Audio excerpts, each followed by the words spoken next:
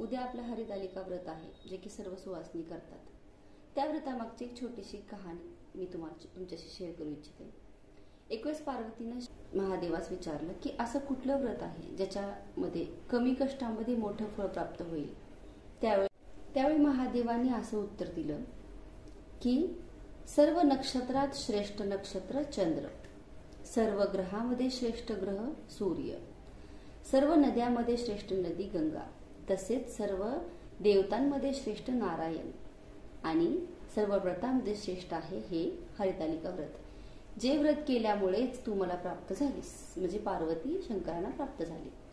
तर हे व्रत कसे होते, काय सुरू झाले, काय होते याच्या मागची कहाणी हे थोडीशी त्यांनी अशा प्रकारे सांगितले की हिमालयाची पुत्री होती पार्वती. तिनं लहान असल्यापासून तिचं एकच मनोकामना होती की महादेवांनाच पती म्हणून तिनं मनोमनी कामना केली की मला हेच पती म्हणून हवेत. पण काय झालं, त्यांनी त्याच्यासाठी खूप जास्त तप करायची, खूप जास्त म्हणजे व्रतवैकल्य करत राहायचे. असं करत ना मग खूप वेळ पुढे होऊन गेला.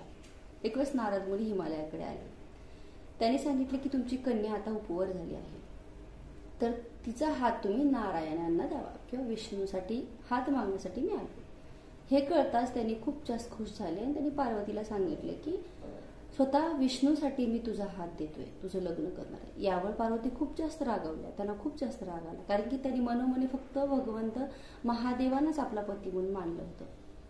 मग त्या रागाने काय केल्या, घर सोडून गेल्या आणि एका गुहेमध्ये, नदीकाठी एक गुहा होती, त्या गुहेमध्ये त्यांनी एक व्रत सुरू केलं, उपासना सुरू केली. तो हाच दिवस होता. त्या दिवशी तिने काय केलं, दिवसभर फक्त फळं थोडेसे खाऊन किंवा खूप जास्त कडक काही जण निरंकार उपवास करून पण करतात, पण पार्वतीने निरंकार उपवास केलेला आणि छान अशी पूजेची मांडणी केली आणि ती आपली रात्रभर काहीतरी जागून पण पूजा करतात. त्याच्यामध्ये छान पूजा केली. त्याचं मग शंकर स्वतः प्रसन्न झाले. त्यांनी आले, तुझी काय इच्छा आहे.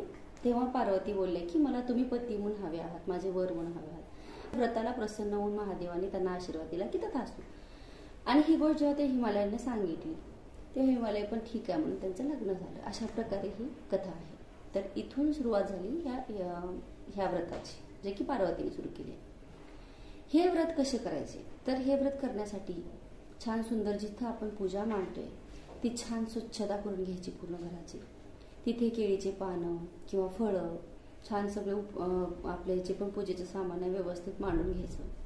भगवान शंकरासोबत पार्वतीची पण उपासना करायची. छान त्यांची पूजेची मांडणी कशी वगैरे त्याचा पण हवा तर व्हिडिओ करेल.